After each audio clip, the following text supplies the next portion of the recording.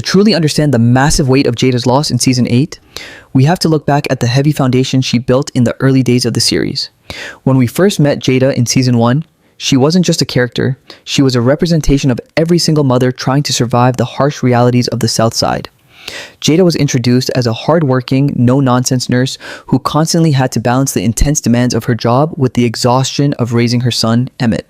Back then, Emmett was a reckless, fast-talking young man who seemed to view life as one big game, constantly running away from responsibility and leaving a trail of dramatic relationships in his wake. Jada didn't sugarcoat anything. She was the only person in Chicago who could look Emmett dead in the eye and call him out on his nonsense without losing her love for him. Her early character arc was defined by a profound sense of selflessness, where her own desires, her dating life, and her personal dreams were always forced onto the back burner so she could keep her son from falling victim to the streets. This constant sacrifice created a specific tension in Jada's life that resonated deeply with the audience. She was a woman who knew how to heal everyone else but rarely had the time or space to heal herself.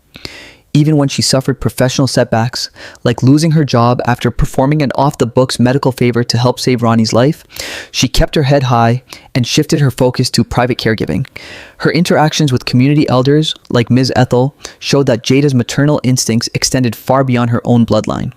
She was becoming the neighborhood's protector, the person people called when the system failed them and they needed real, unfiltered help. Yet, beneath that unbreakable armor, the writers subtly showed us a woman who was profoundly lonely. She was trapped in the exhausting cycle of being the strong black woman that everyone else leaned on, a role that demanded she never show weakness, never cry out loud, and never ask for help. This foundational era established Jada as the ultimate anchor, making her future evolution all the more powerful because it started from a place of pure, unyielding sacrifice. As the seasons progressed, the narrative shifted, forcing Jada to confront the terrifying realization that her identity had been entirely swallowed up by motherhood and caregiving. By Season 3, Emmett was finally beginning to stumble his way into true adulthood, forcing Jada to ask herself a question she hadn't considered in decades. Who is Jada Washington when she isn't actively saving her son? This marked a beautiful and deeply necessary turning point in her evolution. She started putting herself first, stepping out into the dating world, experimenting with her style, and demanding that the people around her respect her boundaries as an individual woman. It was a messy transition, filled with awkward dates and moments of vulnerability that showed she was still trying to figure life out, just like everyone else. But just as she began to taste true independence, the ultimate test arrived in Season 4. The discovery of a lump in her breast changed everything, shifting the narrative from a story about personal growth to a literal battle for survival. Jada's initial cancer diagnosis was a masterclass in dramatic storytelling because it flipped the dynamics of the entire show. The woman who had spent her whole life taking care of others was suddenly forced to let people take care of her. Watching her hair fall out, seeing her physical strength fade, and witnessing her raw fear was almost unbearable for fans who had grown to view her as invincible. Yet, even in her weakest moments, Jada managed to exude a quiet, terrifying strength. She refused to let the illness define her, fighting through the brutal chemotherapy sessions while simultaneously guiding Emmett through his own business and relationship struggles. It was during this incredibly dark period that her bond with Darnell began to transform into something deeply profound. Darnell, who had been an unreliable and often frustrating presence in her past, stepped up in ways no one expected, proving that he was willing to carry her weight when her own legs could no longer support her. Her triumph over cancer at the end of that arc felt like a massive victory for the entire community, a moment of pure collective relief that suggested Jada had finally earned the right to live a long, peaceful life. Her romantic reconciliation and eventual marriage to Darnell represented the absolute peak of her emotional evolution. For a brief moment, the clouds over the South Side broke and Jada was allowed to experience pure, uncomplicated joy. She had survived the streets, raised her son into a successful businessman, beaten a deadly disease, and found a partner who genuinely cherished her. Their love story became the emotional safe haven of the show, a reminder that it is never too late to heal old wounds and build a beautiful future. However, in true dramatic fashion, the writers knew that the highest stakes come from threatening the things we love the most. The devastating twist in Season 7, where Jada's aggressive cancer returned with a terminal prognosis, shattered the illusion of safety. The scene where her doctor gently told her to get her affairs in order was a heartbreaking reminder of how cruel and unpredictable life can be. Jada didn't panic. Instead, she faced her final days with the same dignified grace that had defined her entire life, focusing on preparing her family for a world without her.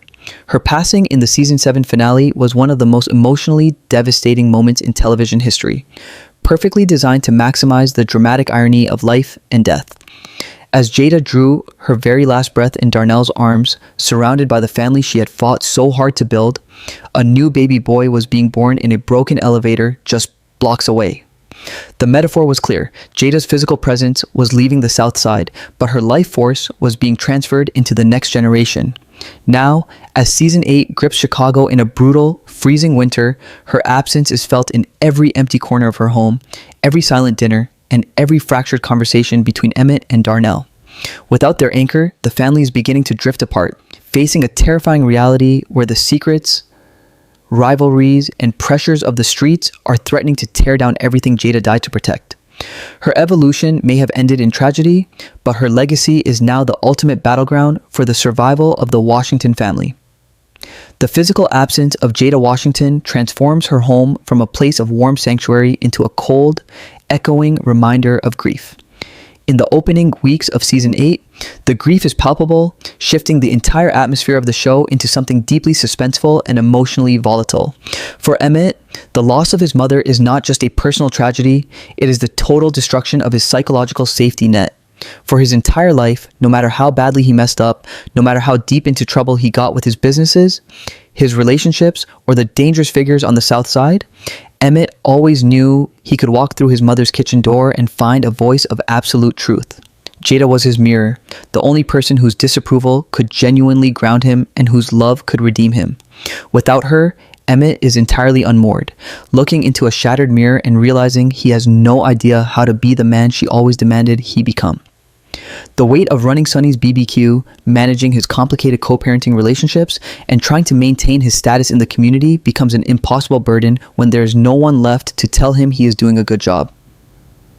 Instead of processing his grief through vulnerability, Emmett does exactly what men raised in survival mode often do. He hardens. He locks his emotions behind a wall of frantic, obsessive productivity, throwing himself into his work with a desperate, manic energy that panics everyone around him. He stops sleeping, pacing the floor of his restaurants late into the night, rewriting business plans and demanding impossible standards from his staff. To the outside world, it looks like a young entrepreneur striving for greatness, but to the audience, the suspense builds as we watch a young man running away from his own shadow. The danger increases exponentially when Emmett begins making reckless financial decisions. Desperate to expand his business empire to prove he can support the massive extended family Jada left behind, he begins entertaining meetings with highly dangerous investors. These are the exact predatory, street-level figures Jada spent her entire life trying to shield him from. Every time Emmett sits down across from these smooth-talking hustlers, the tension spikes because the audience knows that without his mother's sharp intuition guiding him, Emmett is a lamb walking willingly into a den of wolves. The strain of his unaddressed grief rapidly bleeds into his domestic life, creating a toxic environment that threatens to dissolve his relationship with Kiesha. Kiesha, who is dealing with her own complex trauma and the exhaustion of managing a household with young children, tries to offer Emmett a safe space to cry, to scream, or to simply fall apart. But Emmett views vulnerability as a luxury he can no longer afford. Every time Kiesha asks him how he is holding up, he deflects with anger, turning harmless conversations into explosive arguments. He accuses her of not understanding the pressure he is under, creating a widening emotional chasm between them. The suspense in these scenes is quiet but devastating. It's the slow motion car crash of a beautiful relationship falling apart because one partner refuses to let the other see them bleed. Emmett starts staying away from home for days at a time, claiming he is working on expansion deals, but in reality, he is simply terrified of the silence in his own house. The intimacy that once defined them is replaced by a tense, walking on eggshells dynamic, where one wrong word could trigger a complete emotional collapse. This isolation drives Emmett deeper into a dangerous psychological space where his judgment is completely compromised. He begins to suffer from vivid, stress-induced auditory hallucinations, constantly hearing his mother's voice calling his name through the bustling noise of his crowded kitchens or in the dead quiet of his car. These moments add a haunting, almost supernatural layer of suspense to Season 8. Is Jada's spirit genuinely trying to warn him, or is Emmett's mind fracturing under the unbearable weight of his unresolved grief? During one particularly high-stakes scene, while negotiating a sketchy real estate deal that would tie his finances to illicit street money, Emmett hears his mother's distinct, sharp laugh clear as day. The sudden shock causes him to drop his pen and abruptly storm out of the meeting, leaving the dangerous dealers insulted and furious. This erratic behavior paints a massive target on his back. By refusing to face the pain of his mother's death, Emmett is accidentally starting a war with the very people who can destroy everything he has built, proving that the loss of Jada's wisdom is the most dangerous vulnerability the Washington family has ever faced. As the section draws to a close, the downward spiral reaches a terrifying tipping point. Emmett's financial desperation leads him to take a massive gamble, secretly leveraging the title of his mother's house, the house Darnell still lives in, to secure a high-interest loan from a predatory shadow lender. It is a betrayal of the highest order, done under the delusion that he will easily make the money back before anyone notices. The suspense hits a fever pitch as the audience realizes Emmett has just gambled his family's literal foundation on a reckless business venture. He is standing on the edge of a cliff, completely blind to the fact that the people who holding his loan have no intention of letting him succeed. They want the property, they want his businesses, and they want the influence his family holds in the neighborhood. Without Jada there to pull him back from the edge, Emmett has successfully placed his head directly into the noose. The episode ends with Emmett sitting alone in the dark of his closed restaurant, clutching his mother's old nurse's badge, completely unaware that the clock is ticking and the people he owes money to are already watching him from the shadows. For Darnell Washington, the world has completely lost its color. In the earlier seasons, Darnell was the charismatic, fast-talking man who always had a joke, a flashy outfit, and a smooth line to get himself out of trouble. But Jada's love had grounded him, turning him into a devoted, reliable husband. Now, living alone in the house they shared, Darnell is a ghost of his former self. His grief is silent, heavy, and dangerous. He spends his days sitting in Jada's favorite armchair, staring at the space where her medical books used to sit or meticulously polishing her old jewelry. He refuses to leave the house, turning down invitations from old friends and ignoring phone calls. This complete withdrawal creates a deep sense of suspense for the audience. We are watching a strong man slowly wither away from a broken heart. Darnell's silence isn't peaceful. It's a pressure cooker. He feels an intense protective rage over Jada's memory, viewing the physical house as her sacred monument. Every scratch on the wall, every piece of furniture she picked out is a holy relic to him. And he will damn near kill anyone who tries to disturb the peace of her sanctuary. The suspense intensifies because Darnell has absolutely no idea that his own son has already compromised that sanctuary. While Darnell is trapped in his bubble of quiet mourning, Emmett is avoiding the house entirely, buried in guilt because he knows what he did. The secret of the leveraged house title hangs over every single interaction between father and son like a ticking time bomb. On the rare occasions Emmett does drop by to check on his dad, the tension is unbearable. Emmett brings bags of expensive food from Sonny's BBQ, trying to buy his way out of his guilt, while Darnell just stares at him with hollow eyes, wondering why his son can't just sit down and talk about the woman they both lost. Darnell interprets Emmett's frantic energy and expensive gifts as a lack of respect for Jada's memory, accusing him of moving on too fast. "Your mother isn't even cold in the ground, and you're running around here acting like a king," Darnell snaps in a rare burst of anger. Emmett, defensive and terrified of his secret getting out, snaps back, creating a massive emotional rift between the only two men who truly knew Jada's heart. The plot thickens when the predatory shadow lenders Emmett got involved with decide they don't want to wait for their money. They want to pressure Emmett by targeting the things he values most, and they start with the house. One cold afternoon, while Darnell is inside, a group of strange, heavily tattooed men begin taking photos of the property from a dark SUV parked across the street. Darnell, whose street instincts are still incredibly sharp, notices them immediately. The suspense reaches a boiling point as Darnell steps out onto the porch, clutching a heavy iron tire iron behind his back, his eyes locked onto the vehicle. He doesn't know who they are or what they want, but he knows they represent a threat to Jada's space. When the men drive off with a mocking laugh, Darnell's protective instincts morph into paranoia. He begins fortifying the house, changing the locks, installing heavy security cameras, and sitting by the front door late into the night with a loaded shotgun across his lap. He believes the neighborhood is closing in on him, completely unaware that the threat didn't come from the streets, it came from his own bloodline. The inevitable confrontation explodes when Darnell accidentally discovers the truth. While looking for a set of old plumbing tools in Jada's filing cabinet to fix a leaking pipe, Darnell finds a legal notice from the predatory lending company addressed to Emmett, explicitly listing the home as collateral for a massive unpaid debt. The realization hits Darnell like a physical blow. The quiet, grieving widow vanishes instantly, replaced by a terrifying, betrayed father. The suspense peaks as Darnell drives through the snowy streets of Chicago in the middle of a blizzard, the legal papers crumpled in his fist, heading straight for Emmett's restaurant. When he arrives, he doesn't care that the dining room is packed with customers or that Kiesha is standing right there. He storms into Emmett's private office, slams the door shut, and throws the papers into his son's face. The argument that follows is the most intense, heartbreaking scene of the season.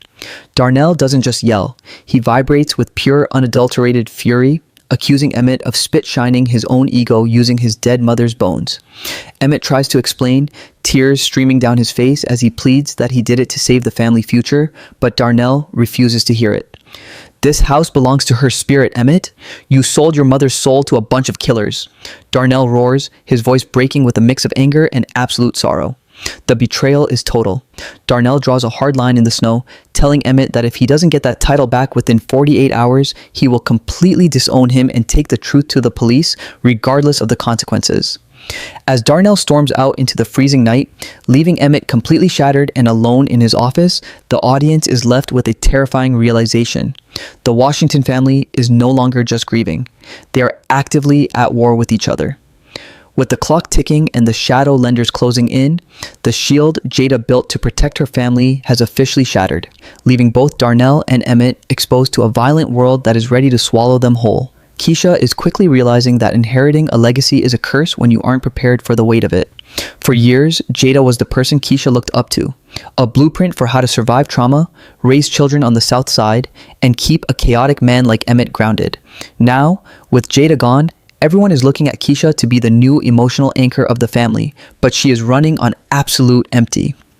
The suspense in Kiesha's storyline is a slow, psychological burn. The audience watches her try to maintain a brave face for the kids, cooking dinner, folding laundry, and packing lunches, all while her mind is spinning out of control. She can feel Emmett slipping away from her, his late nights and explosive mood swings creating a wall of tension in their bedroom. She knows he is hiding something massive, but every time she tries to push for the truth, he shuts her down. Kiesha is trapped in a terrifying limbo, knowing that a storm is coming for her family, but completely unable to see which direction the wind is blowing from. The pressure intensifies when Kiesha tries to seek comfort outside her home, only to find that the entire network of women on the South Side is fracturing without Jada there to glue them together. In the past, Jada's living room was a sacred space where the women of the neighborhood could drop their guards, drink wine, cry, and figure out solutions to the madness of the streets. Without that central meeting ground, a cold, competitive distance has formed among the sisterhood. When Kiesha reaches out to Tiff to discuss Emmett's increasingly erratic behavior, the conversation is stiff and defensive. Tiff, who shares a